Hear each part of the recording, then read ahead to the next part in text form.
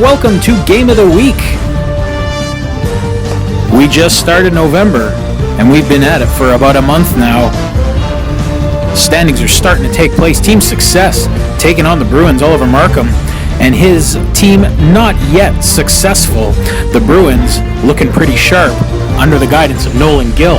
Following Coach's Corner today, we've got the River Monsters, short-handed, missing their GM, Sam Belanger, but with some talent taking on the Mallards, who have just dominated thus far with Chase Moline as their general manager. We'll head it down to Ariana and Maeve. Hi, I'm Ariana Smeltzer. Unfortunately, Maeve cannot join us today. I'm here with Adrian the vet. And so, how are you going to defend against the team? Like passing a lot and getting in where the ball is and keep on like passing to the wall. Okay, thanks. So, what is your strategy to this game? I think we have to pass and get shots on net, and if we score a couple goals, then we might be good. Okay, thank you. The question we wanted to ask today is, what is your strategy for the game? I think we just gotta pass and shots on net. This team's really good, so I mean, we're just gonna have to find ways to score, and yeah. Thank you. And welcome to Game of the Week. We're back again for our first double-header episode. Today we got Team Success taking on the Bruins. And boy, is it fantastic to be back. One thing of note today, obviously, the Team Success roster has grown by one and is now the only roster in the league with 6 members now. That is something that you might be wondering why. The team itself is a very young team. Lots of grade 4 players, so we felt that it would be beneficial for them to have one extra player to sub on and off against some of these other veteran teams. Brand new talent to the league and veteran talent to the league all at once. And we've got our first goal of the game. So far, so good. 1-0 here, Team Success. About a minute in. Referee for today's game, Carter Gustafson, who is one of the forwards for the Cruisers. The Gustafson name is very storied here in the FHL. That one looked like it went in, but possibly missed by the referee. Oh, that is a goal. Yep. 2-0 Bruins. Kind of a controversy there. It did wiggle the netting. Oh, I see. Yep. Carter is without a whistle. So we're going to get that rectified quickly. We can call the game without relying on any other individuals to keep it going here. Second game today will be showing up after our first edition of Coach's Corner. First time back this season. A little bit of audio issue there. We'll go down to the truck and see what the deal is with that. Both teams looking sharp. Couple of quick shots to get us going here. But both teams looking sharp. Getting a little physical out there.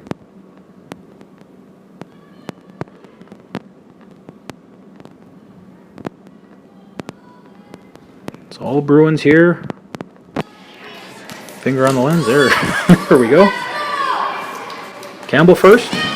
Videographer. Once again, just acknowledging all of our volunteers from the grade 6 classes. And Garrett as well. Garrett running the score and the time. Campbell running the camera. Macy and Layla running our music.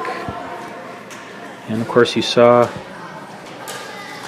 Ariana doing an interview. Maeve not with us today. We're trying to clear the zone here. Team Success.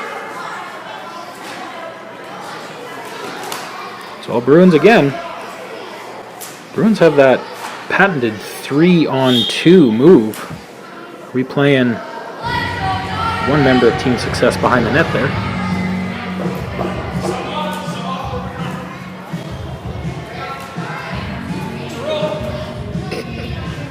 Oh, we have Parker without his jersey on. I think we just noticed that was going on. Obviously, team uniforms, standard rule here in the FHL to differentiate, make things easier when we got a lot of players out there buzzing around like bumblebees.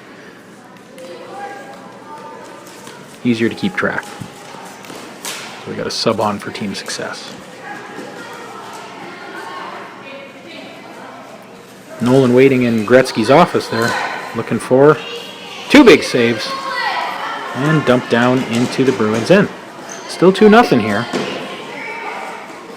Good physical game both ways.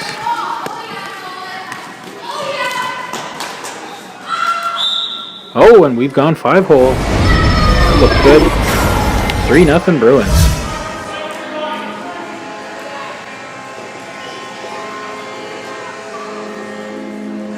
Now, you may be wondering, where does the name Team Success come from? Well, it's not the most storied franchise in the league, although it was one of the more successful expansion franchises we ever had. Essentially, you've got a bunch of Paper Kings back in the day. That would have been, 4 years ago, I would say. Back when Liam Jones was, I think, still in grade 6. Curtis Virioki, that crew, Aiden Butts, bringing their team swag to the league and basically wearing what they had for Dryden Minor hockey uniforms. Another goal Bruins, 4-0. So they show up in this gear and immediately coin the name of their team as Team Success, and they did very, very well that year for a young startup team. And when we were able to get uniforms for the following year made by Mallons, we kept the colors and kept the team name. We just created a new logo for that team. But the spirit of the Paper Kings lives on in Team Success, and it has been a team every year since that inception about 4 years ago. Have they won a cup? No, but they came close, very close, when they were captained by, who was the captain that year? I forget. I know that Barrett was on that team, Micah was on that team, Liam was on that team, and the running gag there was that they lost to the Wheat Kings, and the Wheat Kings got their second or third consecutive Sanders Cup. Liam wasn't there. They played in the court, and that was everybody's reason for why they lost that game. The absence of Liam. He had a doctor's appointment, so it is what it is. But that was probably the best chance that Team Success ever had of winning the Sanders Cup. The Sanders Cup will be coming at you in the spring. Our league schedule broken up halfway through the season by the Nicholas Ho Memorial All-Star Game, and looking to do something different in the memory of Mr. Luley and Jacob as we get into the season deeper and deeper. Definitely an opportunity to memorialize their contributions to our school and community within our league. Jacob won the cup before, so that's definitely something that we can look back to, and the support that our league always had from Mr. Luley, just amazing. There's a lot you could say about being able to run this league, but the support that came from the office to do so in the early years was fantastic. 5-0 Bruins here. We're almost through the game.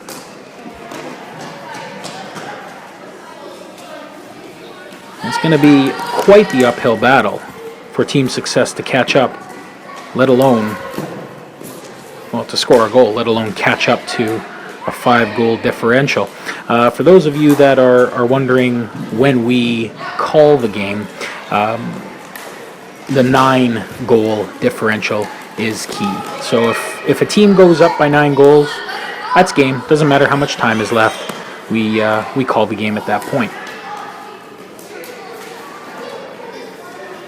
And that's a rule from way back in the day. We're into our last minute of play now.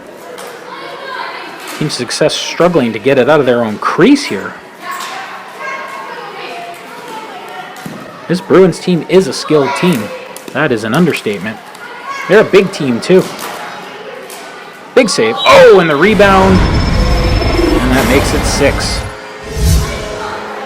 Kaysen Lambert on fire today.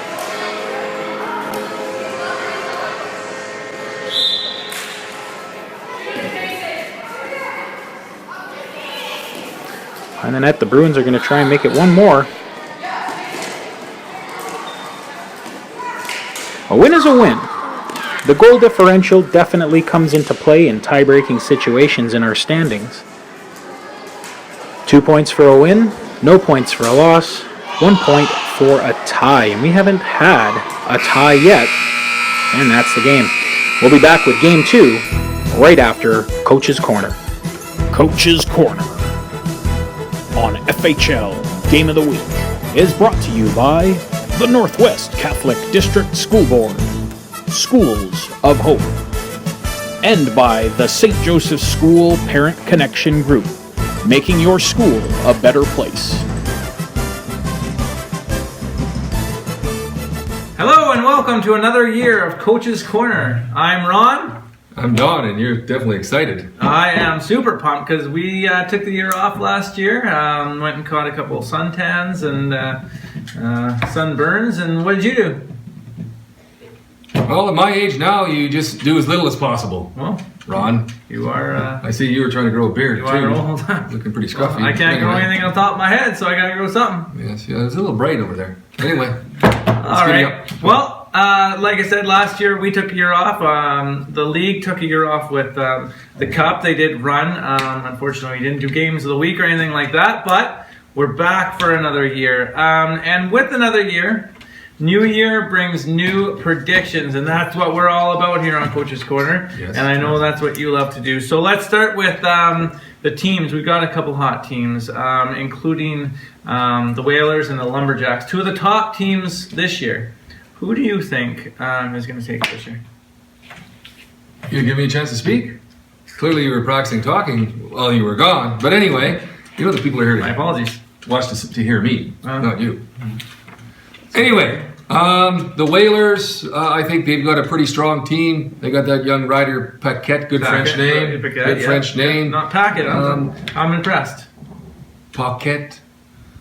I've learned over the years to pronounce those names right. Yeah. I'm getting better at them. Anyway, yeah, he's a good little hustler. Here he's scoring a lot of goals, carrying that team on his back. So you know what? I'm going to pick the Whalers. I think they're a good, solid team. Okay, well, now we've got some really good players in the league this year, as we always do. But we have two particular ones that we want to talk about today. We have Jack Knoll and Nate the Great Baczynski. Give me a prediction. Who leads the league this year after all said and done? Who brings home the scoring title? Well, aren't those two good hockey names, though? They are, yeah. Jack, remember him? Jack McElhargy. Tough. Nate, what's his last name again? Baczynski. Baczynski. Yeah. Well, that almost reminds me of my favorite hockey name of all time, Mahavlich. Baczynski. Mahavlich. I love it. Close, yeah. I love it. Okay. I like that Nate the Great Baczynski. Nate Mahavlich is going to run away. Yeah. Yeah. All right. Well, there's your predictions for this year. You like it? Nate Mahavlich. Well, sure.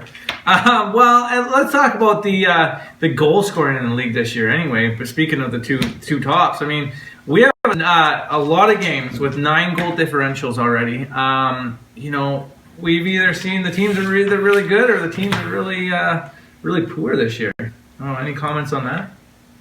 How do those teams that are on the bottom really sprout up and get their legs going?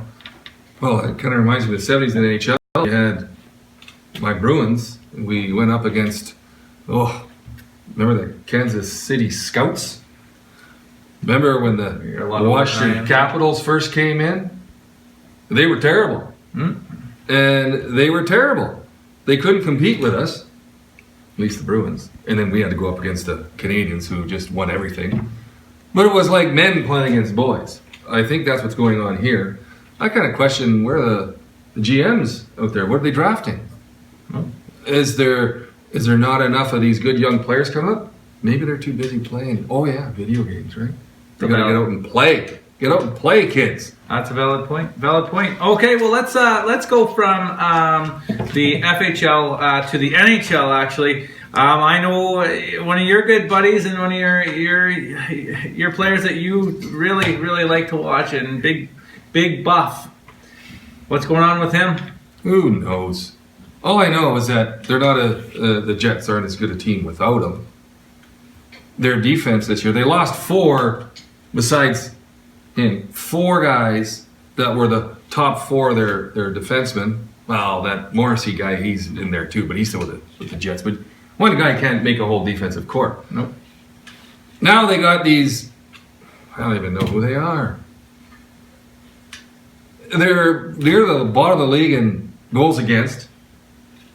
That poor Hellebusik there, can't even.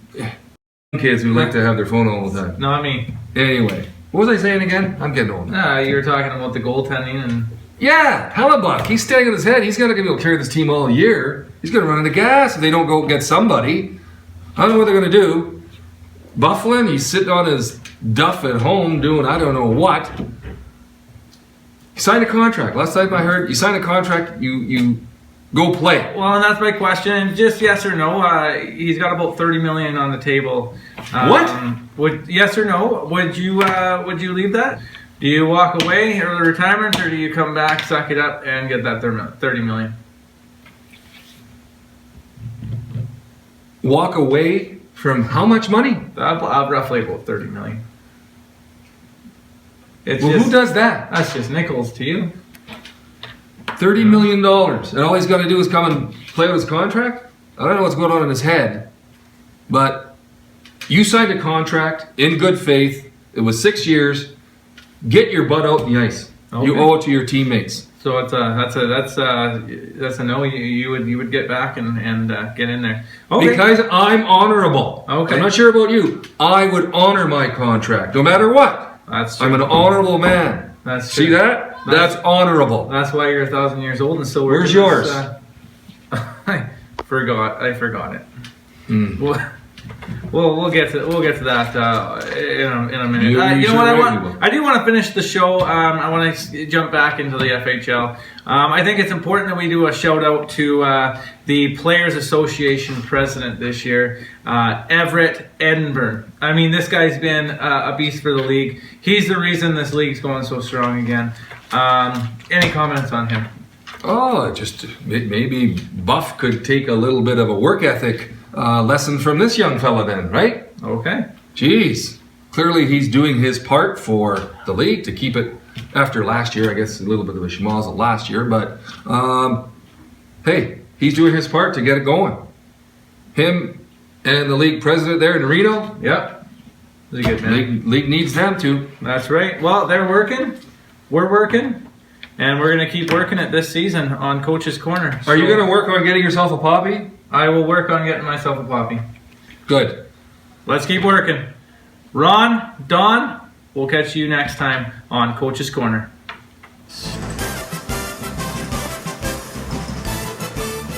And welcome back. We're getting ready for game number 2 here today on Game of the Week. Thank you so much, Ron and Don, for coming back to us this year. We really appreciate your insight, your commentary, your banter, and your wisdom. Getting ready to fire up the River Monsters and the Mallards here. Apparently we had some glitching going on with the layout. Mallards now on the correct side for the offensive. Only two skaters along with goalie Cole Mitchell today. Fletcher and Keenan playing out today. The Mallards with their full roster, and you could see those numbers scrolling across your screen there. So what we've got here are a battle between two, we're going to call them expansion teams. Last year they were new to the league, along with the Fury.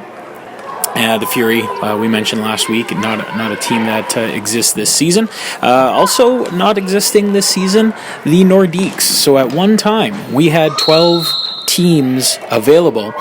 This year we had 10 fill up. Our first goal of the game, Nate, the Great Baczynski, with the first Mallards marker here, with just about 50 seconds gone in the game. Ron and Don, big fans of Nate's skills. Nate's been around the league. I believe this is his third year as a veteran in the league. 3 different teams he would have been on over the course of his career. And one thing that you may have noticed is that our GMs skewing a little bit younger this season. Normally that would be a grade 8 position, but not a lot of grade 8s playing with us this season, so the job of GM went to some younger talent. GM for the River Monsters, Sam Belanger, healthy scratch today. Emerson Moyer out of town, and the Mallards GM is Chase Moline. So far, so good as far as goaltending from Cole Mitchell, and I will have spoken too soon. That's our first goal of the game by Keith Hutchison. A real beauty there.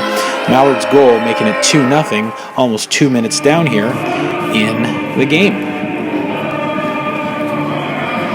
Looks like the ref is just wandering over to the score organizers area there.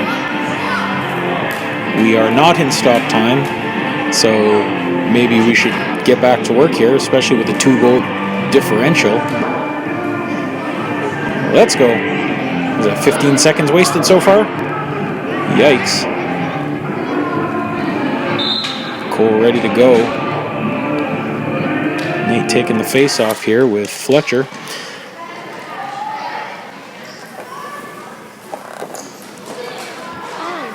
A lot of good play in the neutral zone here. Still looking for our first River Monsters shot on goal.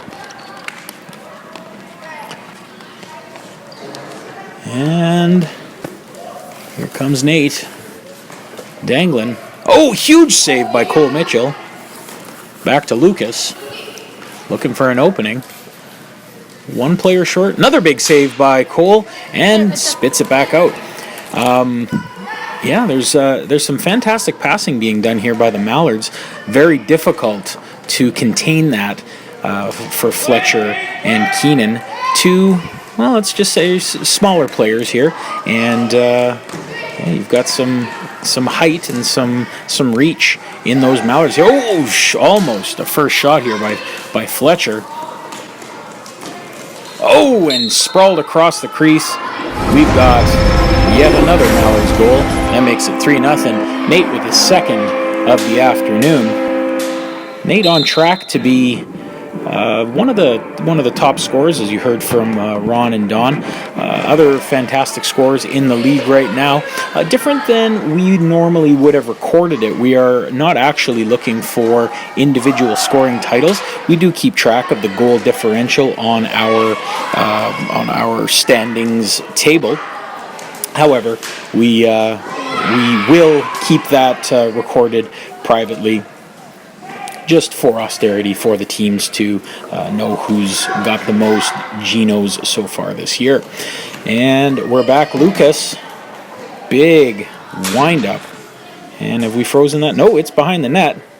Fletcher digging for it. Keenan trying to get the open man. And taken away. Big shot, big save. Another save, or that one went wide.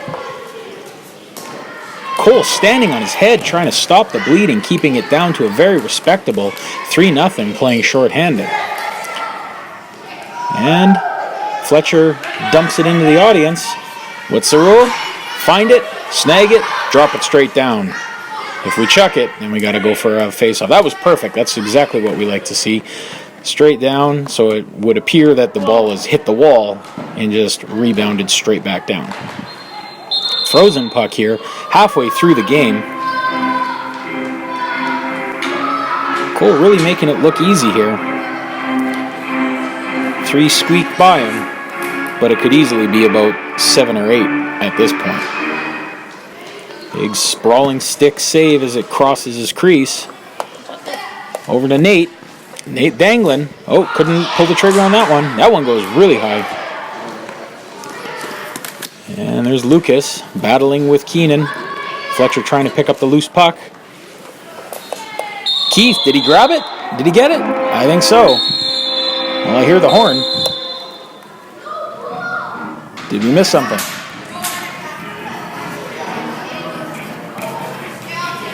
No. What? Oh, I see what's happening here. That was a high stick to throw it in there. We cannot do that in our league. We can't score with a high stick. We can't score with a slapper. So, got to keep it down below the waist to prevent any injuries. Shot goes high and wide. Glove at the ready for Cole. He's got it frozen.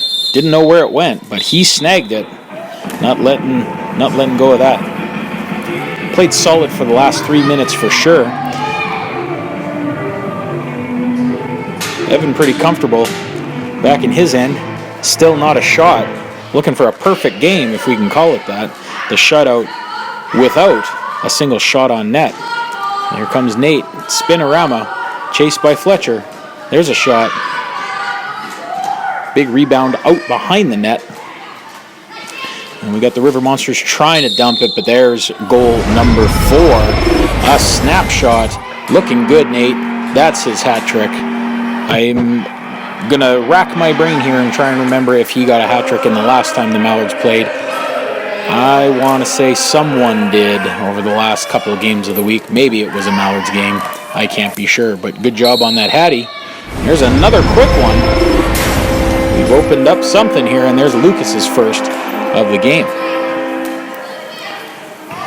Lucas, 2 years ago in his rookie season, absolutely running away, at least for the first full half of the season, with that scoring title. He played with the Lumberjacks back then.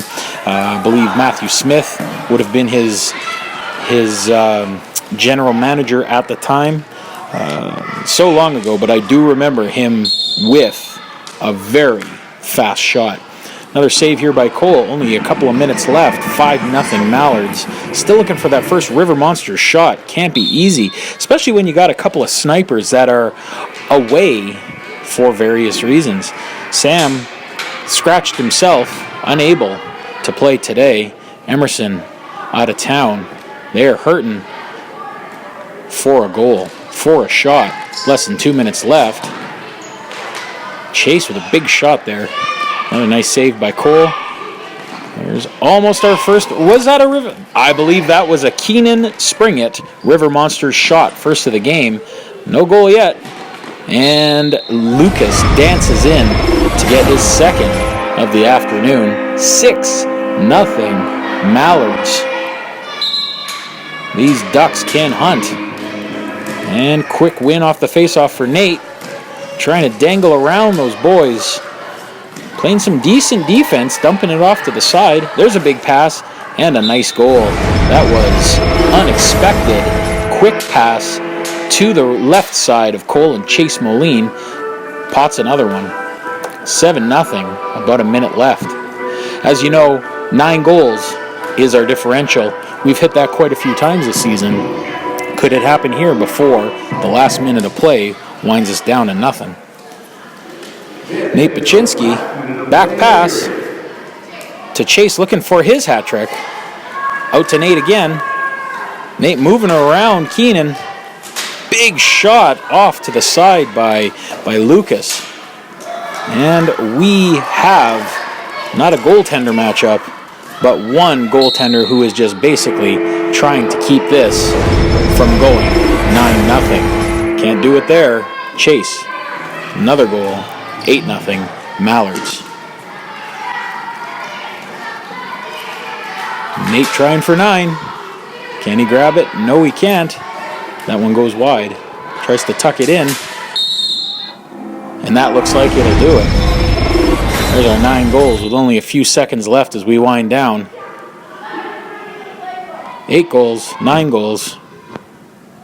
Scoreboard says 8, but we know the deal. Thanks for joining us on Game of the Week. We'll see you again next time.